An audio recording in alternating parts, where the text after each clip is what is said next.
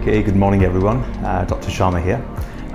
Today we have a really kind and wonderful human being with us, Amanda. And today we're going to be doing an eyebrow transplant.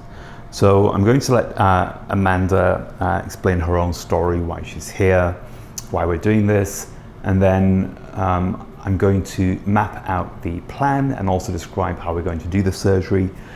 We have so many women coming from all over the world and place because they had problems with their eyebrows, either due to overplucking, they had excessive microblading with undesirable results, because what microblading actually is, it's tattooing.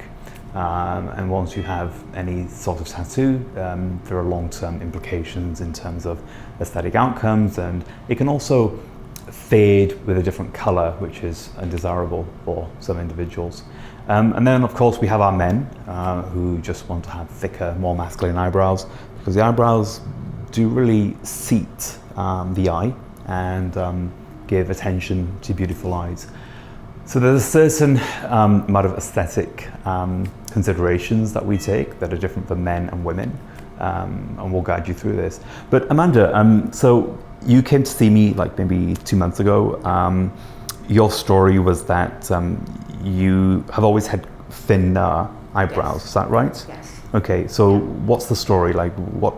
21 years ago, well actually we can go back a little bit longer than that, I'd say 23 years, 24 years ago, I was into the drugs really bad, and then I got pregnant, and I had no nutrition, no nothing in my body, like every vitamin my son took out of me, and at that time, after he was born, 6 months after he was born, I went and had a dermatologist appointment because I was having bald spots in my head and my eyebrows never grew back. I did have a little bit more of an eyebrow than what I did have now, but 7 years ago when I had the microblading, she did go pretty deep because there is, like I said, a big scar right here, and after looking upon it and stuff, the deeper you go, you're actually cutting the follicles. Mm-hmm. So yeah, the more that I did have there kind of just fell out because she killed the follicles. Yeah, yeah.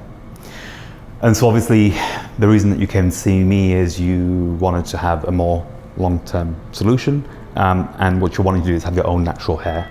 It's more of a confidence. Mm-hmm. Yeah. Is that last time too? More of a confidence mm-hmm. thing.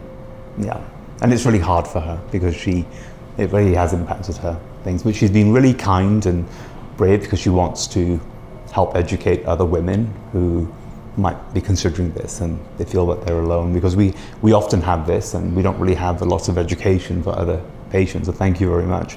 I think the plan here today is we'll sort of go through a few of the nuances and what we're going to do.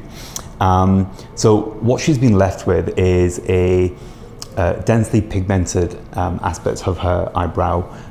No hair is growing there, it just looks like pigment. She's really tried with other options and techniques, and also she's been medically worked up as well. So, you know, conservatively, we've got to the end of our road in terms of what we can do. We're going to be doing an FUE approach today. With women, we normally do an FUT approach for eyebrows, but Amanda is quite needle phobic, and she just gets very icky when it comes to scalpels and stitches. So she wants to go for something which is a little bit less invasive. Of course, FUE is not, it's not non-invasive. It's still taking grafts, we're still cutting the skin. But for her, it seems the better of the two options. Few things that are very particular for the FUE transplant for females. For hair transplants is we're going to be using a very, very fine blade. It's 0.6 millimeters in terms of diameter for the serrated punch. This means we're going to take the very, very soft hair. If you look at your eyebrows, guys, the skin is very soft. The hair is also very wispy. The hair on the back of our scalp is coarse. So there's a certain bit of nuance when it comes into what grafts we're going to choose. We are going to try and go as low as we can because the nape hair and sometimes even body hair makes a better candidate for eyebrows. And secondly, if you look at your eyebrow or facial hair, you never have hair coming out which has 4 or 3s in one location. It's single hair or double hair. That's it. It's very, very fine. And once again, we're going to try and mimic Mother Nature. We can never replace Mother Nature. We can simply do our very best to mimic with the ingredients that we have.